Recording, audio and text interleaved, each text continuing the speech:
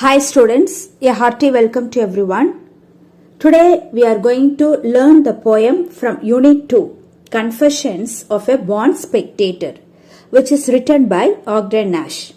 Before getting to the poem, just understand the title of a poem. Confessions of a Born Spectator. What is a confession? Confessions means acceptance, admitting, a formal admitting that one's guilt of a crime. Spectator, audience. Spectator means is the one who watches the games, movie or something. Here the poet admits that he is a born spectator. From the birth he has become a spectator. Let's see what are his confessions. When we go for the writer's introduction, Frederick Ogden Nash. Frederick Ogden Nash was born in the August 19th, 1902 and he was died May 19, 1971 and he was an American poet. He was an American poet well known for his light verse.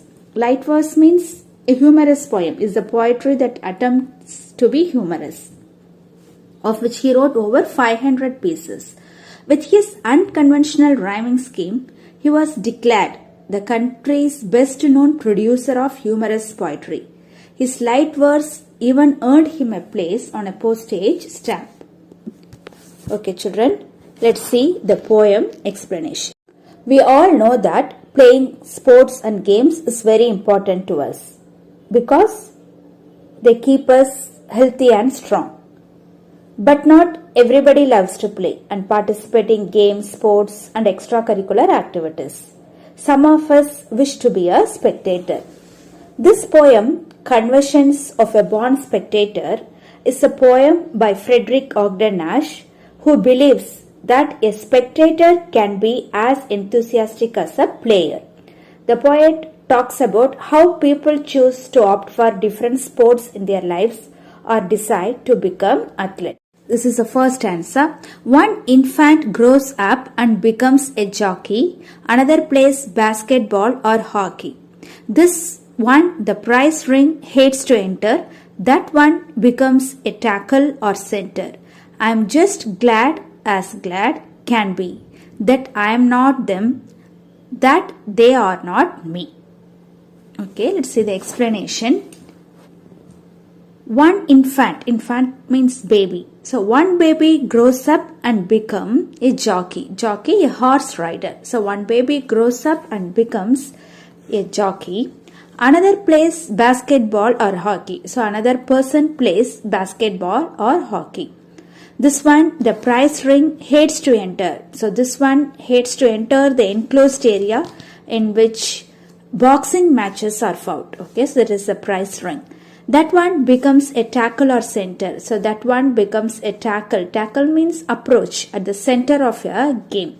The poet is just glad that he is not a sportsman or an athlete. So in the stanza 1, so one child may become a jockey, may become a horse rider. Another child might become a basketball or hockey player. One more child might not take up boxing. Another child will become a football player. Though the poet admires the players and he is glad that he is not one of them. Okay, that he is not one of them. So the poet is glad that he is not a player because he feels that the players play rough game and injure each other. So in this poem, children have different aims and wish to play various games. So each child has in mind something in particular. But the narrator, the poet is glad he is not one of the players. Though the narrator admires the talent of all athletes, but he is glad that he is not one of the players. Okay, so this is the explanation of the first stanza. Let's see the second stanza. Let's see the second stanza. With all my heart I do admire athletes who sweat for fun or hire, who take the field in gaudy pomp and maim each other as they romp. My limp and bashful spirit feeds on other people's heroic deeds. with all his heart, wholeheartedly. The poet admires the athletes who work hard and sweat for fun for being hired. Okay, whom does the poet admire? The poet admires the athletes, okay, who is working hard and sweat for fun. Okay, sweat means hard work. For fun, for being hired. Okay, so the hired means for money. Okay, for money. The poet heart admires the athletes who sit for the enthusiasm of the spectators or the money paid to them. Okay, or the money paid to them. Who take the field in gaudy pomp and maim each other as they romp.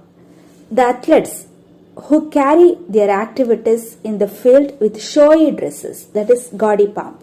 The athletes who doing their activities in the field with the showy dresses and maim each other, injure each other as they play their game in rough, okay, in rough and energetic way. Okay, play in a rough and noisy way. Play in a rough and noisy way. My limp and bashful spirit feeds on others people's heroic deeds. The poet's weak and shy spirit. Okay, my limp and bashful spirits, weak and shy spirits, support others people's heroic. Support other people's heroic. Heroic means daring. Daring. Deeds, action. Okay, deeds, action. Heroic, daring deeds. So here, the poet admires the talents of all the athletes and their heroic deeds. He derives satisfaction in appreciating them.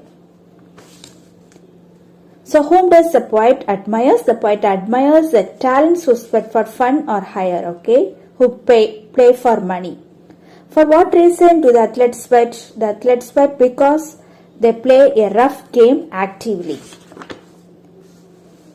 So here the poet notices that they come to the playing field with showy dresses and end up injuring each other as they play the game with high spirits. The poet mentions that as his spirit is weak and shy, it gains strength when it watches the player's heroic, daring actions. Do you understand? Let's see the third stanza. Let's now move on to the third stanza. Now A runs 90 yards to score. B knocks the champion to the floor, cracking vertebrae and spines, lashes his steed across the line. You would think my ego it would please to swap positions with one of these. A and B. Now A, that is a person, runs for 90 yards to score good points for himself.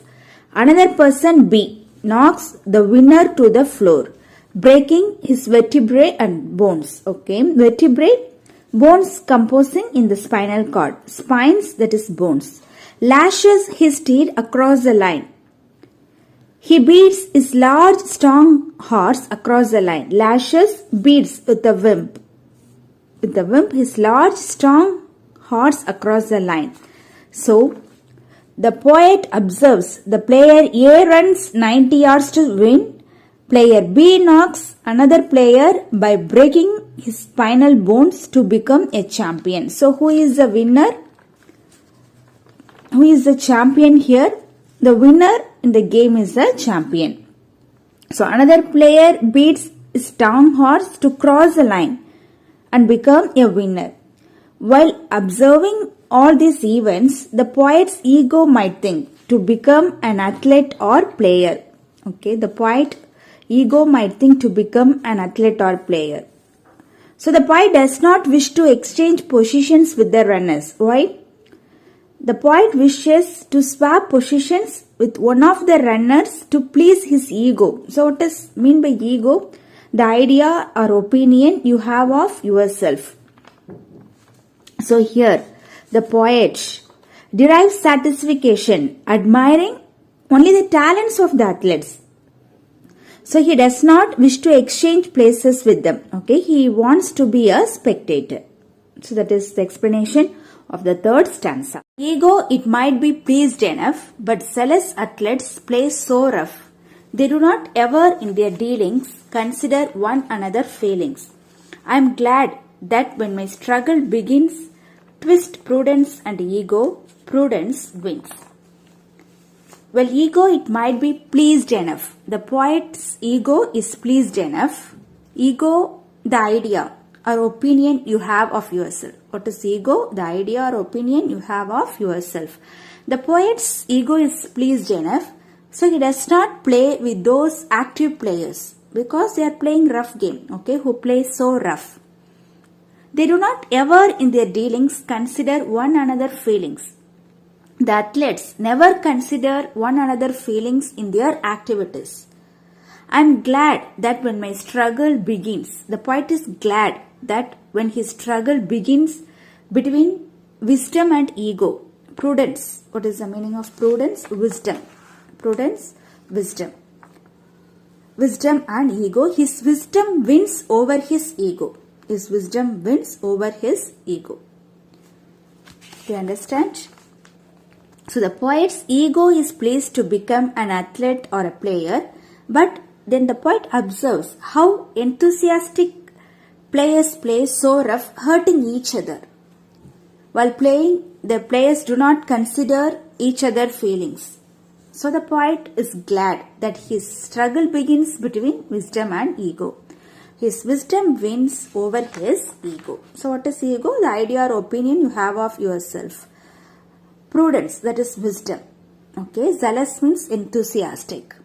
Do you understand? So in this stanza, what pleases the ego? Exchanging places with the athletes pleases the poet's ego.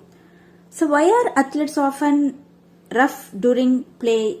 Okay, they exhibit roughness while playing because they play actively a fair game. Okay, they play actively a fair game. So this is the fourth stanza. Let's move on to the next stanza. When swollen eye meets gnarled fist, when snaps the knee and cracks the wrist, when official dom demands, is there a doctor in the stands? My soul in true thanksgiving speaks for this modest of physics.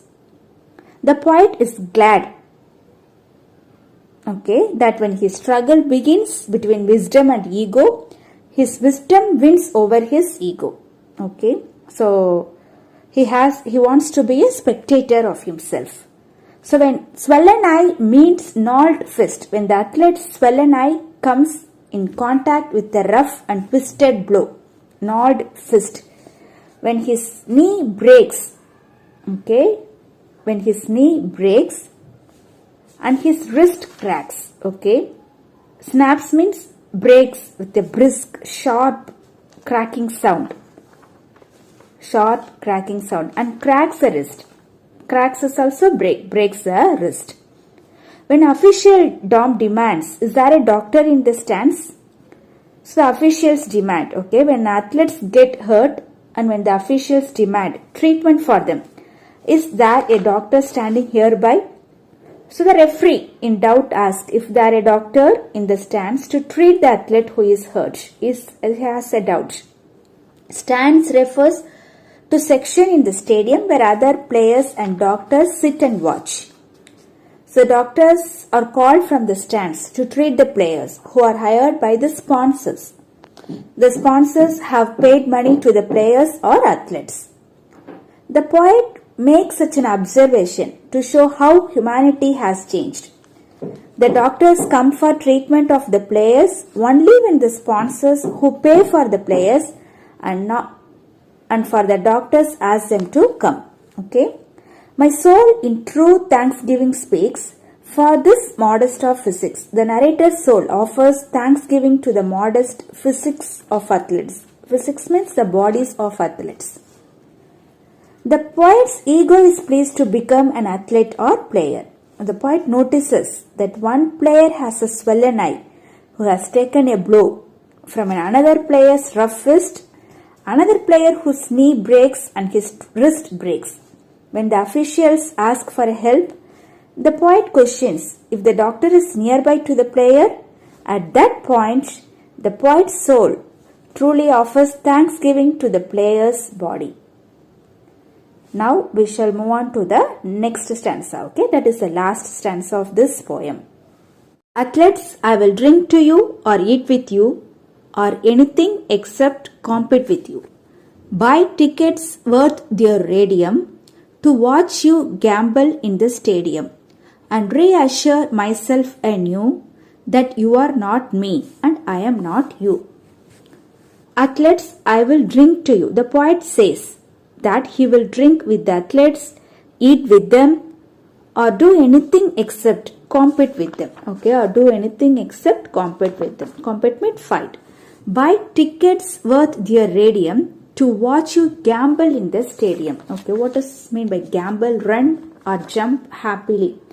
Buy tickets worth their radium. So the poet is ready to offer even radium for tickets to watch them running and jumping happily in the stadium. Okay, so the radium is more expensive than diamonds. It is a rare metal. So the poet was ready to buy tickets as expensive as radium just to stay as a spectator. You understand? The poet is ready to offer even radium for tickets to watch them running and jumping happily in the stadium. So he wants to be a spectator. And reassure myself anew that you are not me and I am not you. Ultimately, he comforts himself. That is only a spectator himself and not an athlete. Okay, not an athlete. So poet conveys a message to the players that he will drink with them, eat with them, but will not compete with them. Ultimately, he comforts himself that he is not an athlete or a player, but only a spectator. Okay, but only a spectator. The poet is even ready to offer radium tickets, okay, to watch the athletes run and jump happily in the stadium. Do you understand? So this is the last stanza. So the poet conveys a message to the players, okay, that he will drink with them, eat with them, but will not compete with them. So this is the poem. So in this poem, the poet wants to be a spectator, okay, believes that a spectator can be as enthusiastic as a player. So he talks about how people choose to opt for different sports in their lives. That the poet is glad that he is not a sportsman or an athlete. Wholeheartedly, the poet admires the athletes who work hard and sweat for fun for being hired. So the athletes carry their activities in the field with showy dresses as they play in high speeds. They injure each other, but the poet supports their heroic deeds. So children have different aims and wish to play various games. Though the poet derives satisfaction admiring the talents of the athletes, he does not wish to exchange places with them. The active players play rough games without even caring for each other's feelings. The poet is also glad over the success of wisdom over his ego. So the poet's soul offers thanksgiving to the modest physiques of athletes. Ultimately, he says that he will do everything for the athletes except compete with them. He is ready to offer even radium for tickets to watch them running and jumping happily in the stadium. So he comforts himself that he is only a spectator and is not an athlete. Okay, so this is the poem explanation. I hope you all understood. Let's see the figures of speech of this poem. Let's see the figures of speech of this poem. I'm just as glad can be. Okay, it's a simile. Simile is a comparison between two different things. Okay, with the word as and like. So I'm just as glad as. So it's a simile. When swollen eyes meet gnarled fist, it's a personification. Okay, personification. When snaps the knee and cracks the wrist, onomatopoeia. Okay, onomatopoeia. What does mean by onomatopoeia? It is a literary device in which words evoke the actual sound of the thing they refer to. Here snaps and cracks are onomatopoeic words. When official dom demands anaphora, my limp and bashful spirit feeds on other people's heroic deeds, personification. My soul is in true thanksgiving speaks for this modest of physics, personification. I am glad that when my struggle begins to twist prudence and ego, prudence swing, personification. Well, ego, it might be pleased enough, personification. Now, A runs 90 yards to score, personification. Okay. Personification means giving human characteristics to the inanimate things. Okay, let's see the alliterated words for this modest physics. Okay, for this modest, most modest physics, most modest, They do not ever in their dealings. They, their, do dealings. Okay, let's see the example of rhyme scheme. Let's take the first answer. One infant grows up and becomes a jockey. Another plays basketball or hockey. This one, the prize ring, hates to enter.